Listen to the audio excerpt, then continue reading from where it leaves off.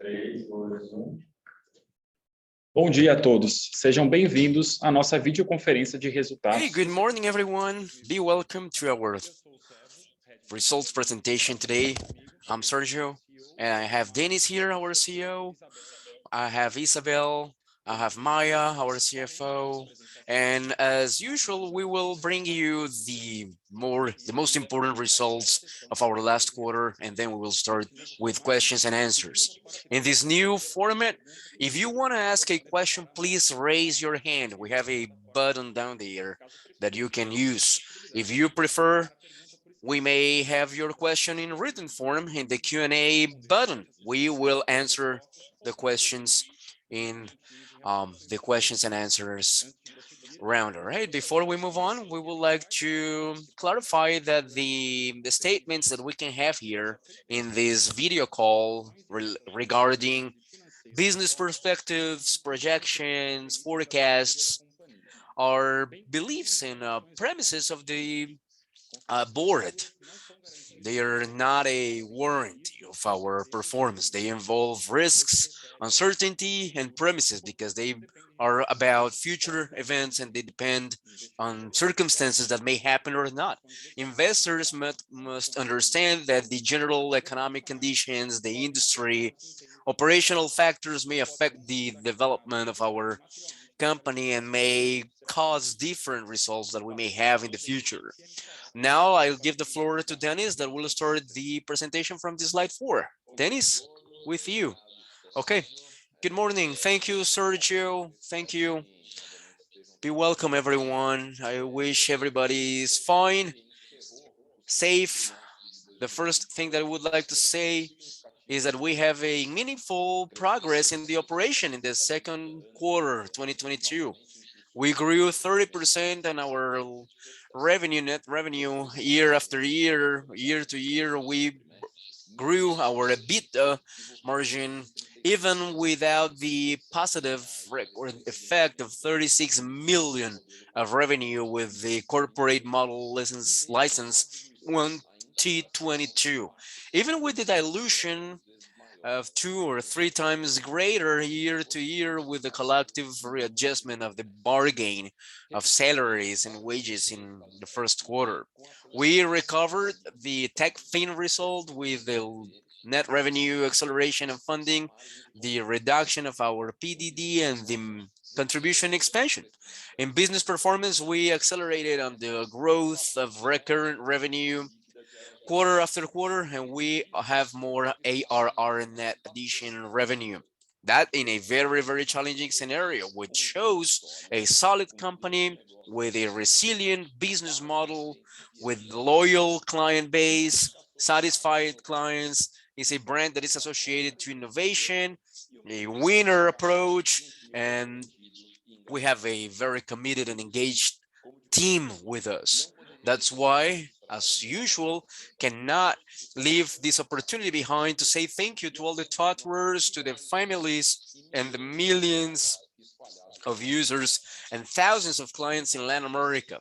In the slide 6, we see that these achievements happen in all the dimensions. We had better revenues and the contribution margins, and now we have 966 million as a net revenue and a EBITDA adjustment margin of 63.1% with a grew that is a very interesting one with 37%. So the first thing I would like to say is the growth of 27% of the recurrent revenue because of SaaS that is still growing and is better year after year, getting to 37%, as I said before.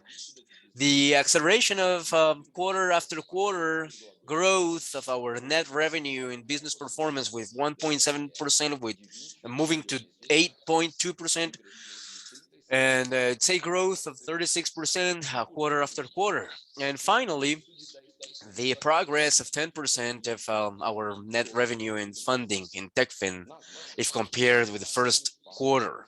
In the margins, we have 10 base points of advance quarter after quarter without the increase in the corporate model license that it was a record in the first quarter 2022, and with the dilution year after year of the collective bargaining in the first quarter. Besides that, it's important to highlight the important growth quarter after quarter, 11.6 points in the tech fin contribution margin, not only because of the revenue that is greater now, but the reduction of PDD, and 7 points more of the business performance contribution margin. So our engines of growth are still moving on. So representing more or less 43% of the total revenue and more 55% of the revenue year to year. And as you can see in the 7th slide, we are able now to increase the relevance of our recurrent revenues, keeping the profitability in a very healthy level.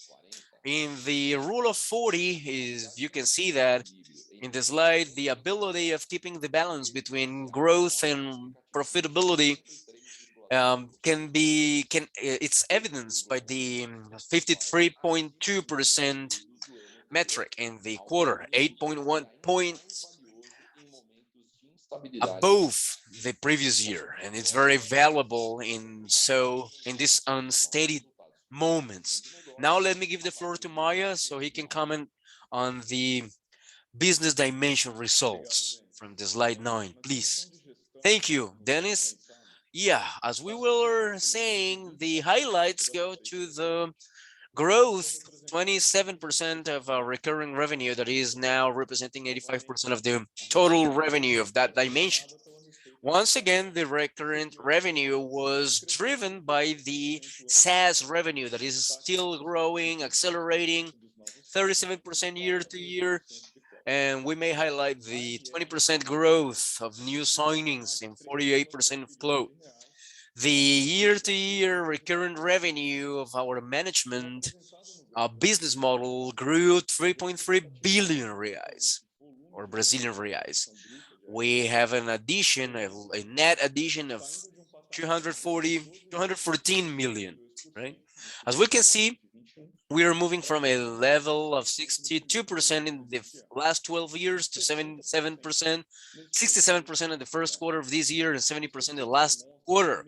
This effect shows that even with the price in absolute levels that are similar to the ones we saw in the second quarter of 21 and the renewal rate that is a little bit below the level of the first quarter, this growth of our volumes allowed the company to have a net addition of 56% greater than last year.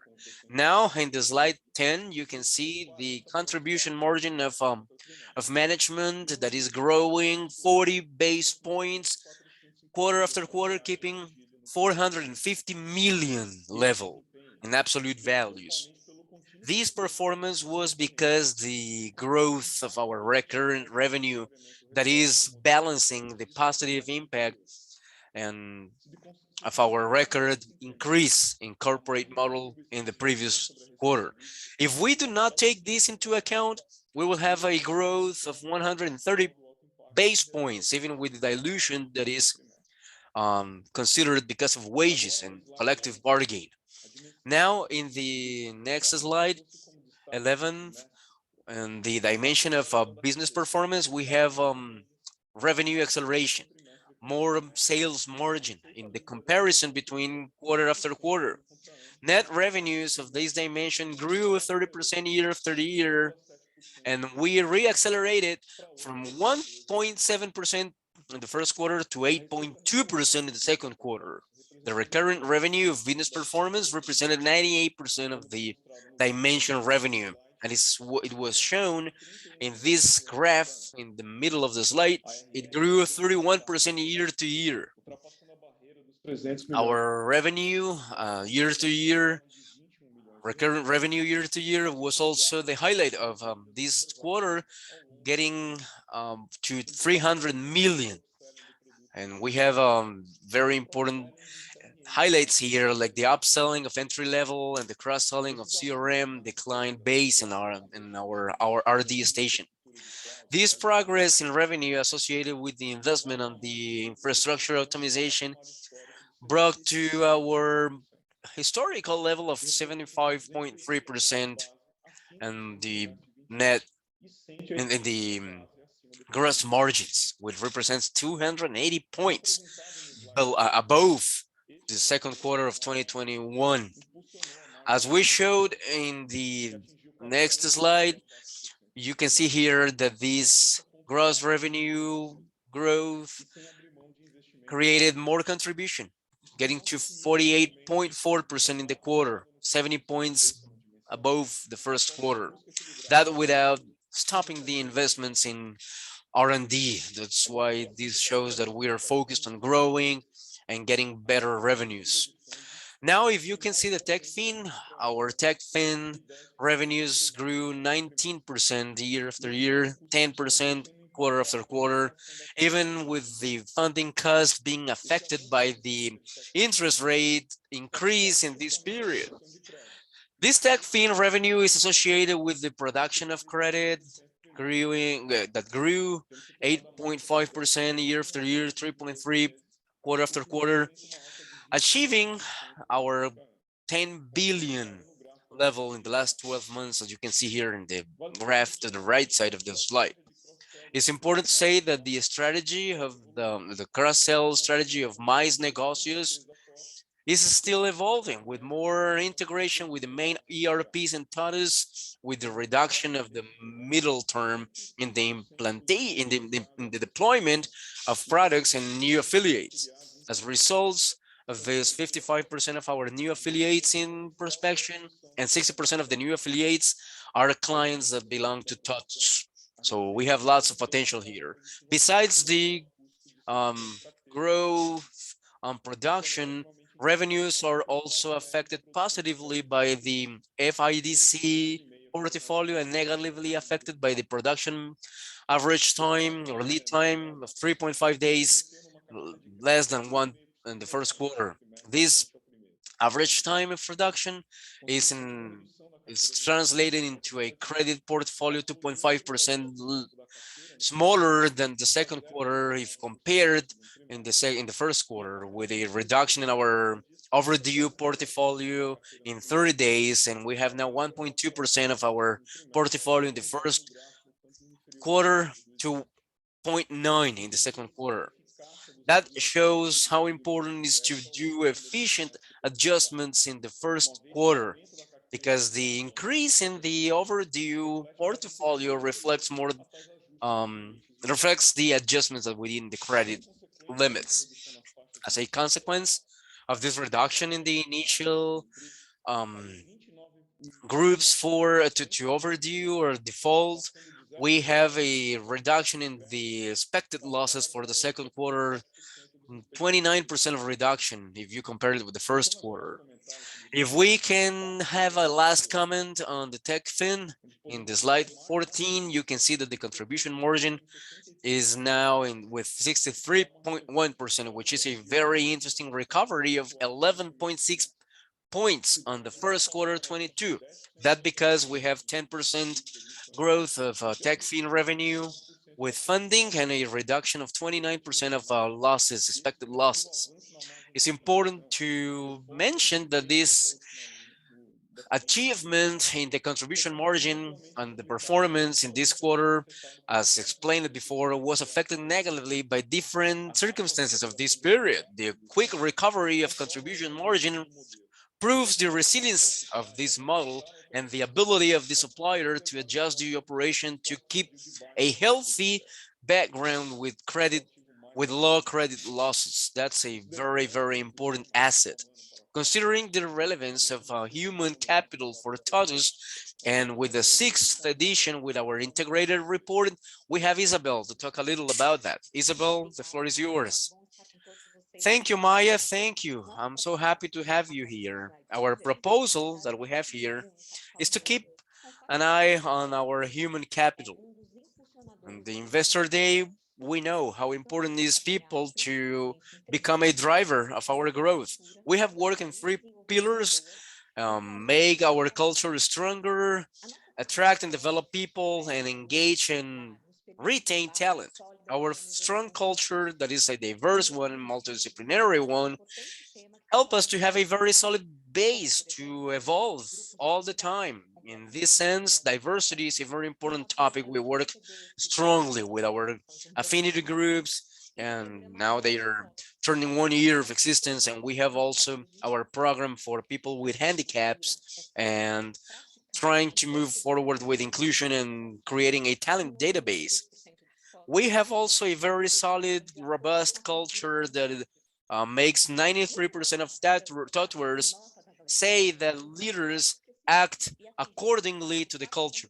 And the attraction pillar, our glass door is still in a growth curve and is getting to 4.2 points. Our talent bank is also growing. We have 23% more than um, hirings than in the last year, the same period. Talking about this and talking about development, we have a very, very important ambition when it comes to young people.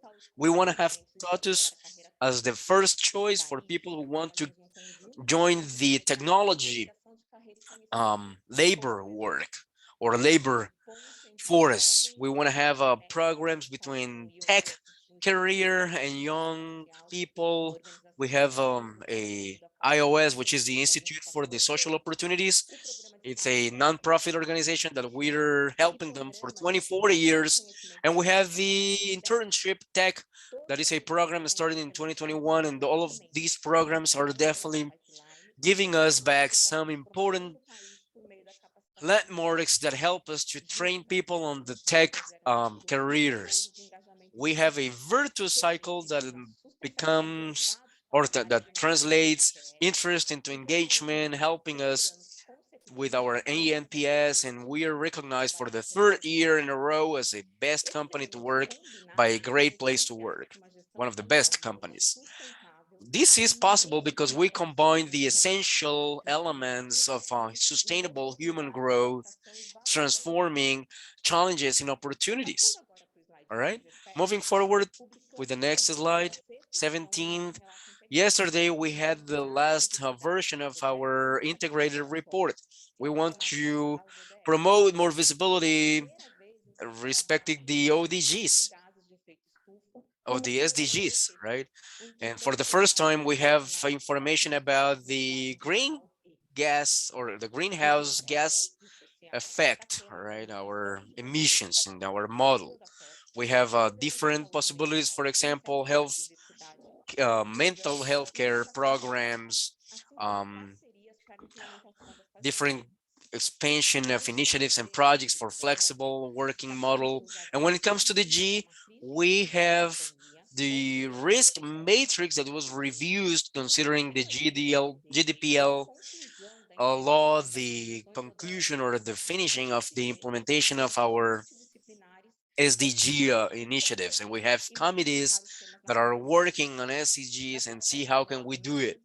To take a look at this report, you just need to point your camera to this QR code here, or you may access our investor website, ri.totis.com. With this care and these possibilities, we're moving from BBB to single A, placing the company in a very selected group of global companies. So when we are talking about those, we are not talking about clients. We are talking about all the stakeholders and the thought words that are driving our growth. So Dennis, our final message? Sure, our final message. Thank you, Isabel. Okay, this is the second half of the year, and we are moving consistently to become a trusted advisor of our clients with meaningful progress in different areas, especially 3 of them. When it comes to management, the growth in recurrent revenue is still driven by the SaaS revenue. We are getting the historical level of 85% of our revenues in that sense. When it comes to business performance, the record addition of our recurrent revenue year to year shows the consistency of our sales in the quarter, and we have opportunities that in a market with low penetration. We are convinced of our potential in this dimension, and we want to balance growth and profitability. And when it comes to TechFin, we know that this is a very, very important business, is able to adjust to growth, keeping the history, our history of a very, very healthy loss prevention.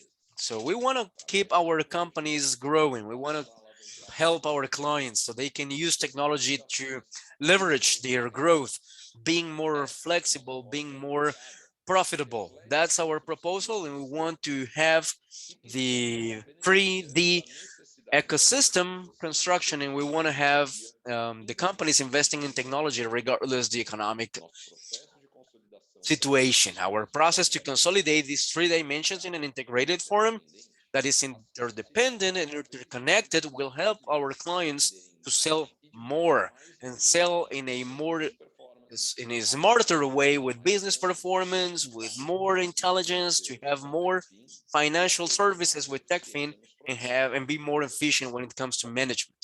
Okay, so we are here for the questions and answers. If you have some questions and answers, that will be conducted by Sergio. All right, as I said before, thank you, Dennis. If you want to ask a question, a live question, just raise your hand. We have some possibilities here, or if you want, you can ask the question raising your hand or in the Q&A. I mean, the way you want it. Okay. Our first question here is from Marcel Santos, JP Morgan. Marcelo, please, the floor is yours. Good morning, everyone. Thank you for getting my questions. The first question is the following. I have questions in business performance. The first one, if you can tell us a little more about the two elements that you mentioned of what you call ARR, right? Like the cross-selling and the other strategy that you mentioned. If you can tell us more about this recurrent revenue year to year. And the second question is more a strategic one. When we talk about the synergies between business performance and management, do you think more on selling the products of business performance to management? That's a possibility. Or you're thinking more like a funnel, like a sales funnel. Companies will come smaller in business performance that will reduce CAC. What's more relevant for you when you think on these two blocks? All right, thank you, Marcelo. I'll start in Maya, Bell, if you want to say something else. Primeiro com o CRM. O CRM ele... Okay, CRMs. CRMs, RD, that was an acquisition that we made like 2 a 3 anos, 2 or 3 years ago. E toda empresa and companies like RD, they have a challenge, and a strategic challenge, a very interesting one, because normally they start with a single product. They can have different versions, for example, more or less sophisticated. You have the entry level and the premium level. And well, they have a challenge, right? To add a second, third, fourth product. Most of the products, most of the companies, when they get there, they face a hard time. And RD, when they acquired this company, that was the first attempt to move forward and surpass this barrier. It was an important time so they can adjust the demands and the supplies and be prepared with the company, the CRM company that was acquired, to manage a meaningful volume to say of sales and clients. After sailing through this preparation time, what we have seen in these last 12 months is a very, very important acceleration when it comes to CRM. And this growth is a very natural one, and I believe it comes From cross-selling, I think we have a good fit in CRM and the marketing companies. All right. It's interesting because we have a phenomenon here that was an unseen one, and that help us to understand the next question, which is we have a great volume of clients of CRM that are not yet clients of the marketing platform. So we have a dynamic here that was not expected, where the CRM in many occasions is the entry door, is the entry level for a new client for RD, and the cross-selling will be the opposite, right? And the client may become a marketing client, whether entry level or premium, right? And the dynamics of the entry level are just like that. You have these products that become a entry level, is less expensive, is less sophisticated, and then you have a some tasks that you need to do with these clients so they can move for to the upselling, let's say, to the premium product. These two dynamics, they are possible, and they are very important. And to answer your second question, Marcelo, I would say that in the first place, the idea is to have to be stronger in cross-selling business performance for our clients in business performance. But I believe we have the opposite as well. It's not where we're focusing now, to say the truth. The efforts are being aimed at creating the first success case, the first business case of selling business performance to the management clients. We said that in our event named Universo. So we know that that's a possibility. We started to notice that with the CRM sales, we see that some clients are interested in doing something like that. And maybe before we expected, this second offering will happen, but we don't know. We believe that with time, this opportunity may pop up, the opposite opportunity. All right, management for business performance clients. And that said, here we are discussing the size of our clients, and we know that we have the perception of smaller clients, right? Business performance for them is the core. Maybe they are not interested in management yet. When we see these companies that are very small, what we say here, MPN, is micro and small companies, right? We see that they're simple companies. The business is, you know, very simple. So maybe the management software is not very relevant for them. But at the same time, digital marketing, CRMs, e-commerce, omni-channel, marketplace, that's something that is very relevant, definitely. So I would say that looking to the future, not the near future, let's say not the next 2 quarters, TOTVS may become, I don't know, may start working in that sense when we think on the size of the client and having dimensions that may be more relevant for some clients, and some other dimensions can be more relevant for other client sizes, right? Okay, thank you, Dennis. Thanks to you. Próxima pergunta do Fred Mendes. Next question, Fred, Bank of America, please tell us, Fred.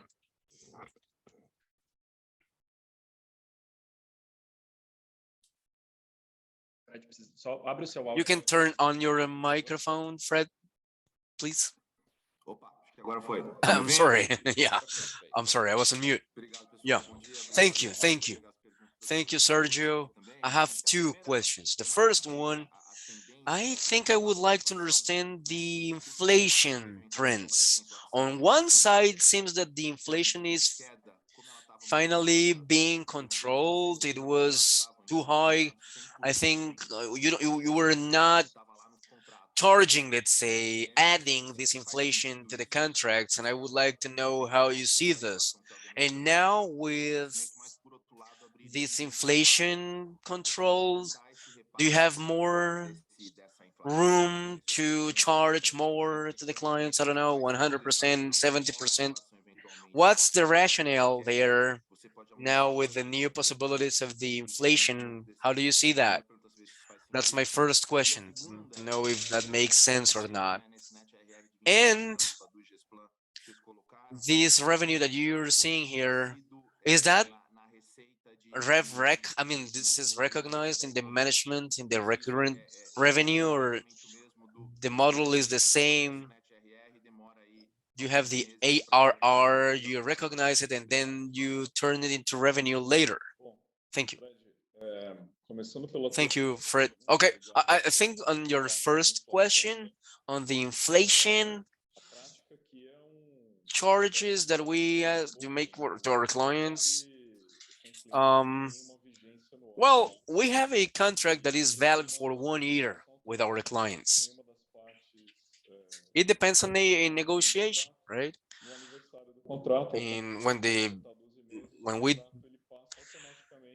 get to the 12th month, we have a automatic renewal. In this renewal, we have an adjustment. We have an inflation adjustment. Okay, this is an automatic practice. It's a very popular one by TOTVS and other companies.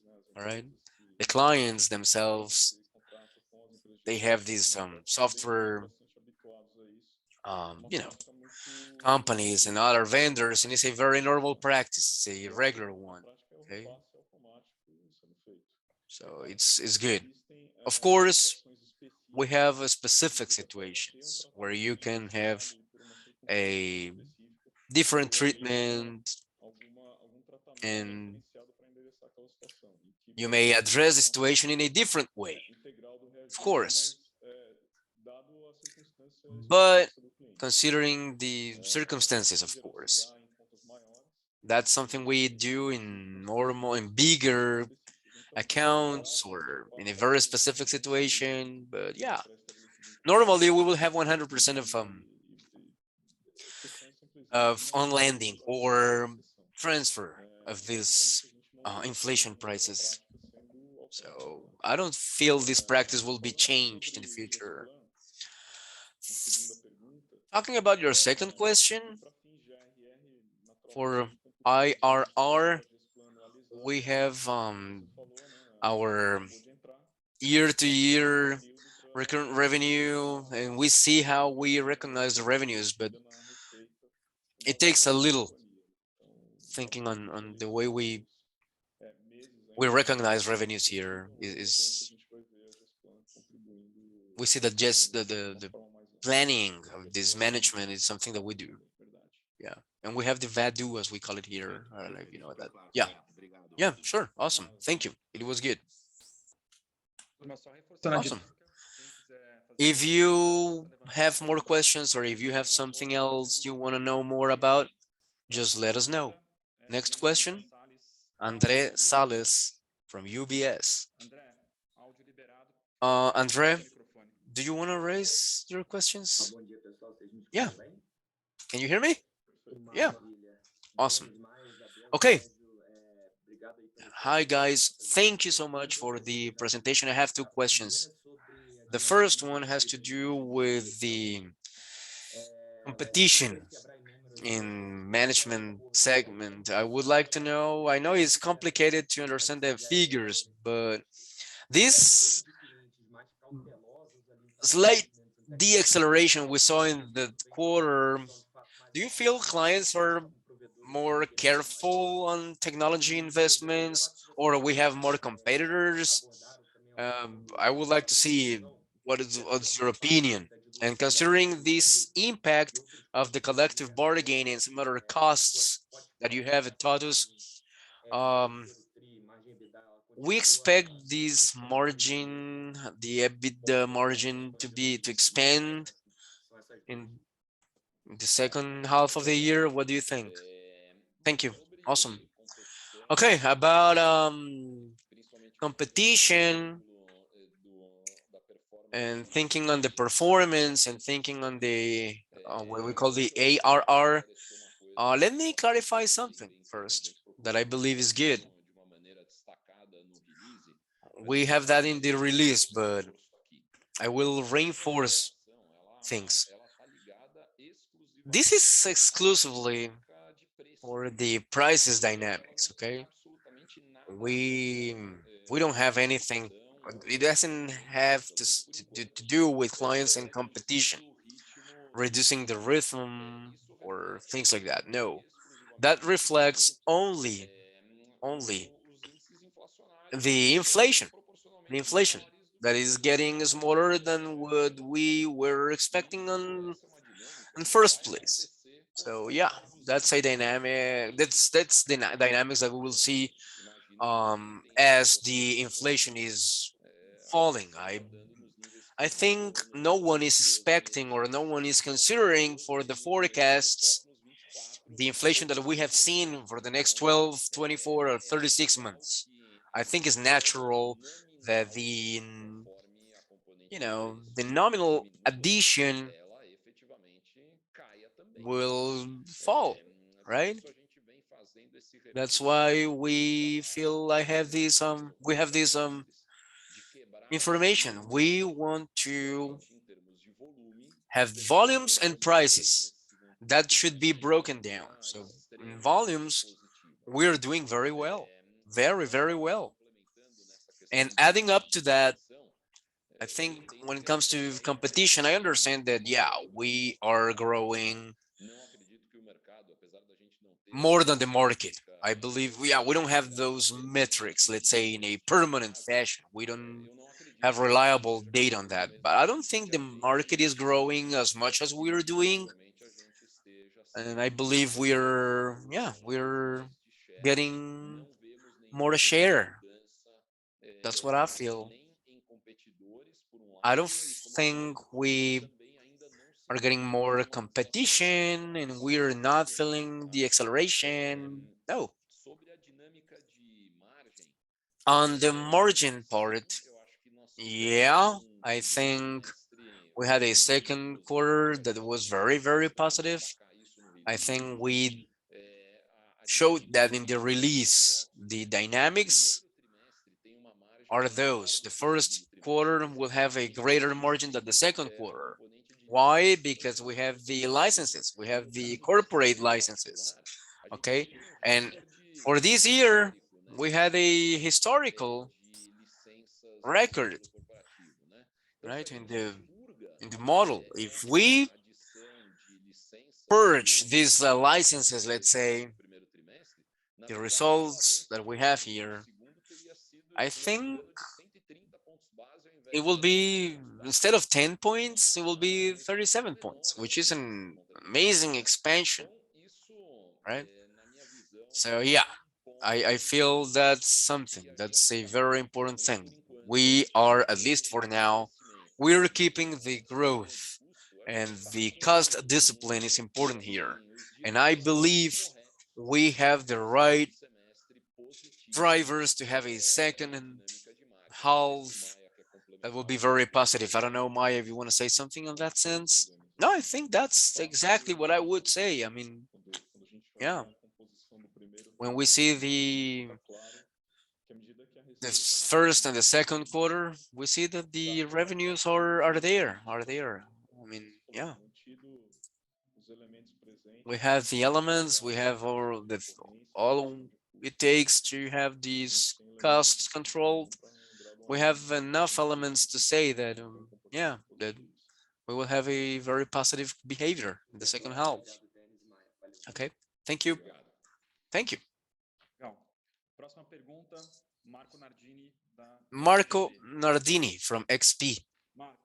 Marco, please. All right, thank you. Okay, good morning, everyone. Good morning. First, congratulations for your results. For the contribution margin of TechFin this year, this quarter, I would like to know what you're expecting for the performance of this margin for the next quarters. And the second question is about business performance. Can you give us more information about the partnership with VTEX? Does it make sense to have a partnership with other companies in that sense for these clients? Thank you, Marcos. Thank you. Have a nice day. Okay, so on TechFin, yeah, we feel that the way we say it, right? I mean, we feel that the second half of the year, if all things remain the same, we see a positive dynamic here. I feel we adjusted what we had to adjust when it comes to credit. Our clients are still asking for credit. We have a positive performance in Mais Negócios. It's a very interesting progress we have there. It's consolidated. Okay. And we feel that, who knows? I mean, yesterday we had the meeting of the monetary policy committee in the central bank, and we see that in the second half we may have our interest rates called Selic in Brazil more stable, and maybe next year will go down. So all the negative effect, which is an important negative effect that we saw here with the Selic interest rate going up, maybe next year will be different. Okay, so yeah, it will be neutral, and probably next year will be positive. Okay, so from the margin perspective for TechFin, that may have an effect. That may have a positive effect. Okay, the second question was about business performance. Okay, I'm sorry, can you give me the question again? Yeah, if you can give me more information about the partnership with VTEX, and if it makes sense to have like partnership on the e-commerce or other type of clients, maybe thinking on the answer that you provide to Marcelo. Okay. Yeah. Well, so far things are very good with VTEX. I think it's a positive effect here. We have this challenge, of course. We have a challenge, the client base. That's something that we knew from the beginning. It's not nothing new, let's say. But as we move forward with VTEX clients, we have this mismatch between the products with VTEX. VTEX is a fantastic product, but it is addressed to bigger clients. And we have TOTVS with a very important number of clients that are the small clients, right? So yeah, we have a compliance level, let's say, for pricing and for product that is not perfect. All right. So yeah, we we are discussing with our new head PH of digital commerce. One of the main possibilities here is to be able to find possibilities, alternatives to have more adherence or more compliance, let's say, more adherence for smaller clients. Can be an M&A, can be a partnership, sure. Organic development, why not? Okay, so yeah, it's a combination of these three elements.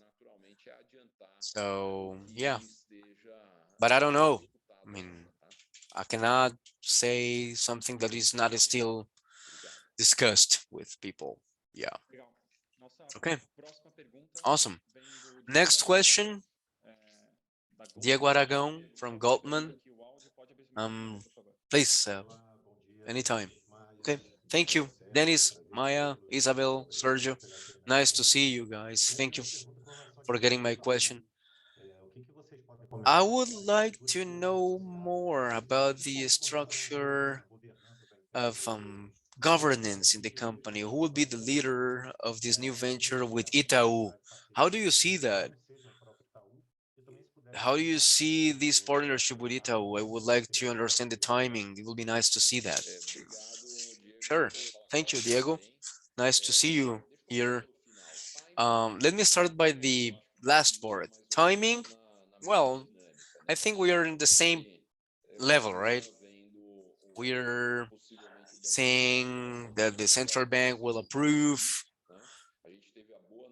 this. We have the good news that the strike in the central bank is over now, but we know that the backlog and the workload there increased a little. So yeah, we expect to take more time. Okay, and we need to see the operation. Okay.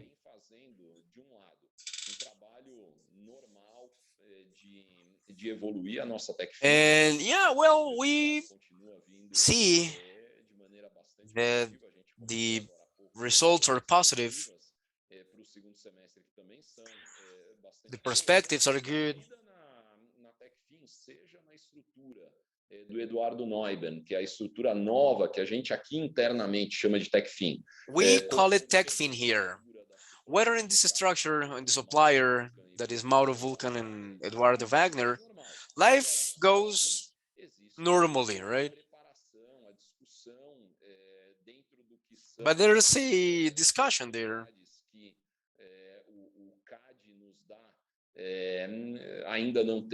So yeah, we don't have the transaction approved yet, but we are discussing and we're talking to each other and we're seeing the different steps to take, different measures to structure this JV. I cannot comment yet on leadership, but yeah, as per contract, we have a governance of this GV that will be shared 50-50, right? 50% TOTVS, 50% Itaú. Everything will be consensus agreements, okay? The structure will be divided by TOTVS and Itaú, but we are not there. We are not yet in that definition. Of course, we have some ideas here of what can we do, but yeah, the consequences we don't know yet how to answer that. Okay, okay. Can you comment on the possibilities of partnerships with other players? That would be nice to know. And about the migration of clients on premises or cloud. I don't know if you have that numbers, those figures, let's say on premises versus cloud, and talking about the speed of the migrations on premises to cloud. How do they compare?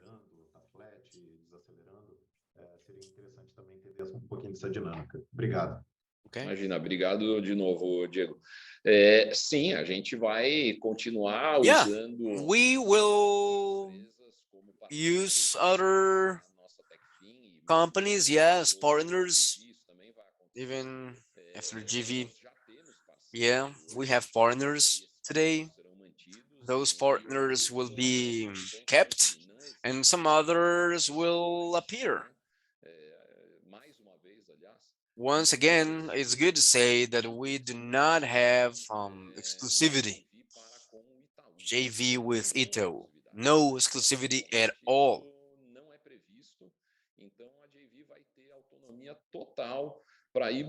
So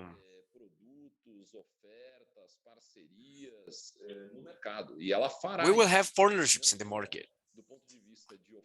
Why not? And we will do that actually, and not only in partnerships and offerings, but also in funding. we will have freedom to operate. Sobre a questão do cloud, Diego, tem sim, alguns números podem ser dados, né? Yeah, we have some figures here.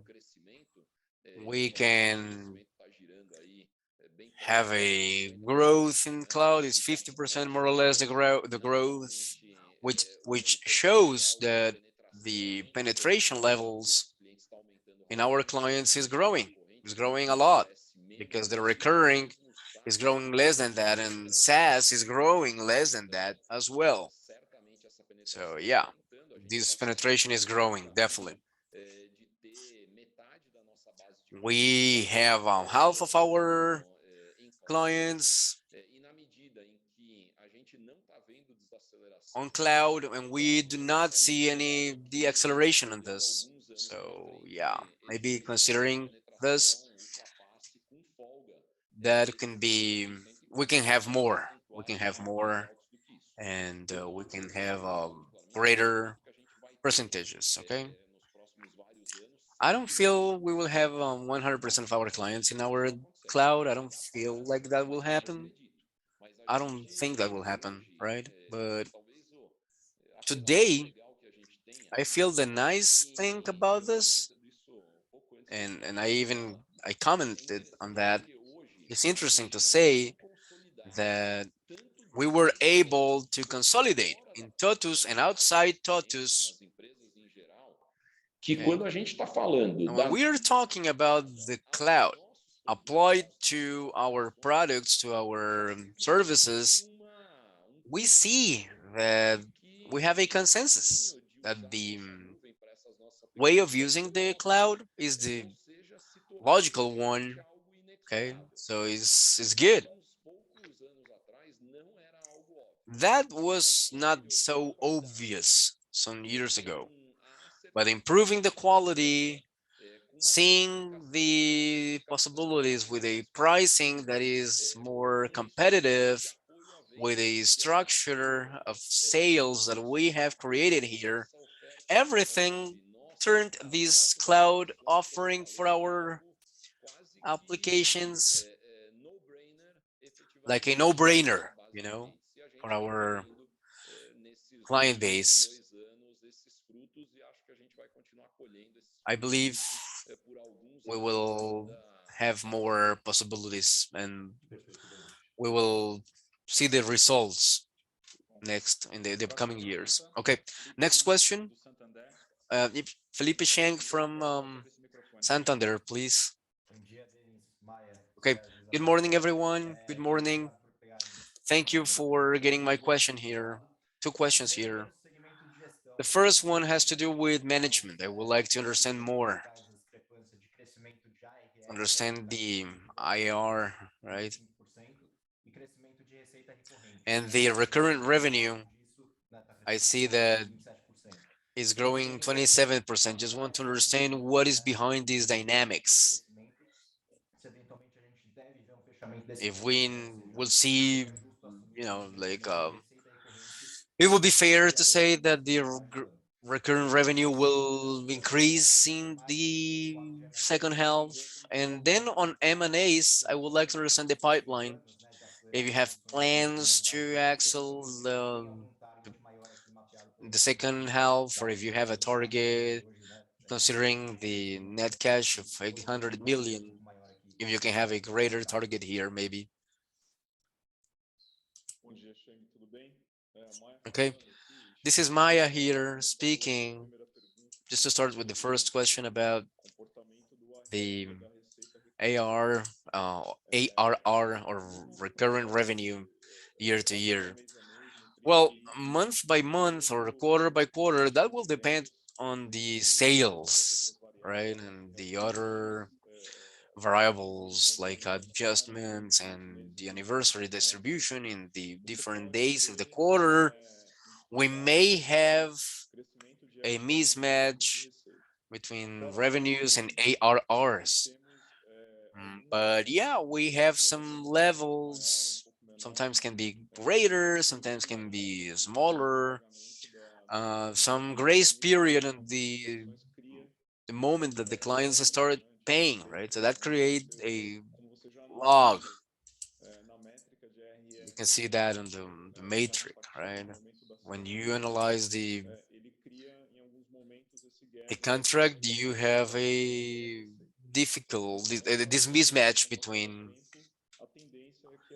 ARR and revenue, but with time, both metrics will get closer and closer. Okay, so yeah, we're active. We're really active on the pipeline. We have opportunities. We have possibilities. We have possibilities that are more advanced than others. Maybe we'll have some transactions these next months, but you never know. M&As, you don't know. You don't have the possibility unless you have the contract signed, right? So we don't know yet. But given the volume of opportunities we have here and the way we have moved forward with the opportunities, I believe we will have more transactions in this region, right? About the opportunities, well, it depends. We have strategic structures, strategic fit with our client portfolio, with our distribution channels, opportunities. We have all sizes. We have some big ones, small ones. Yeah.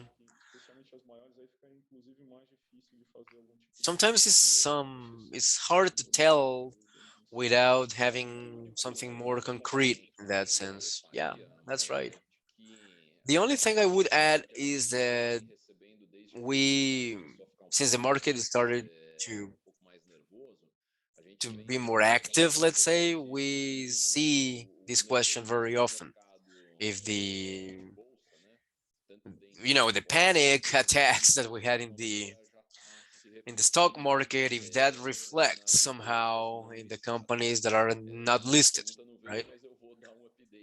I don't see that question, but I will give an update in that sense. And I have seen that. We have noticed that. We have noticed a change in the behaviors, right? So we see that the companies that are not listed, we see a availability.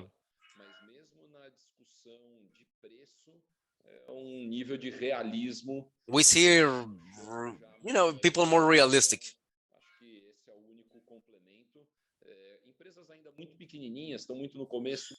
Companies that are smaller, they are in the beginning because they are just in the ramp up, right? They are not yet thinking on those possibilities. We see that some people, they feel that the previous conditions will start.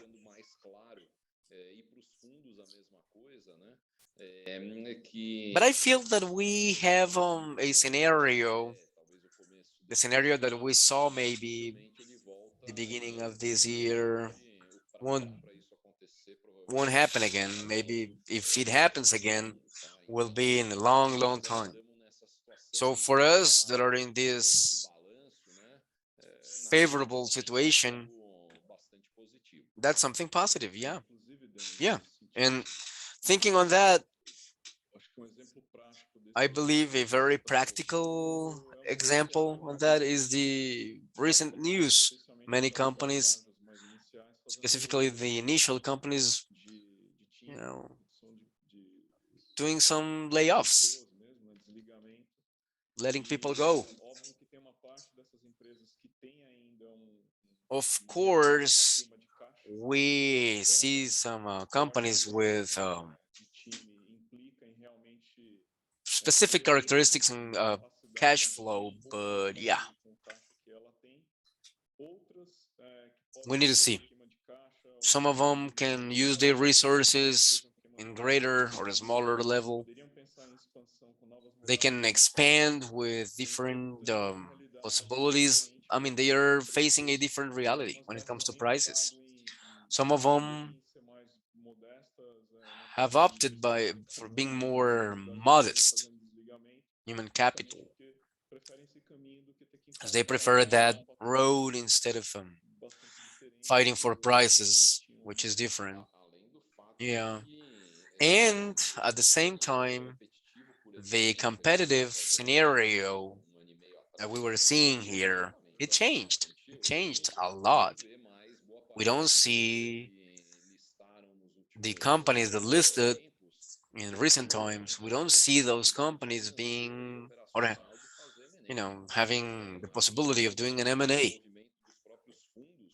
And the funds themselves, they don't know if they will be able to have the possibility of having new funding for this dry powder they have. So yeah, the scenario M&As now is more favorable and probably will be more favorable in the next months.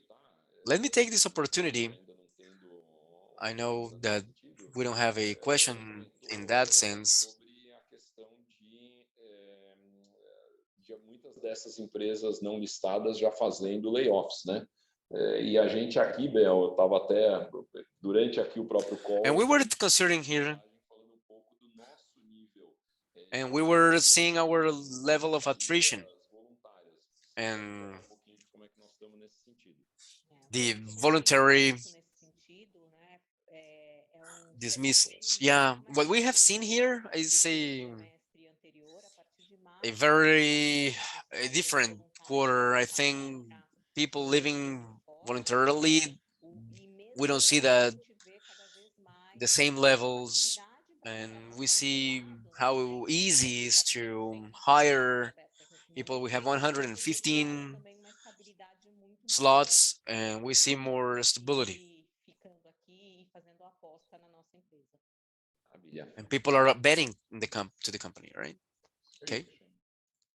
Okay. Okay. Thank you, Maya. Thank you. Okay.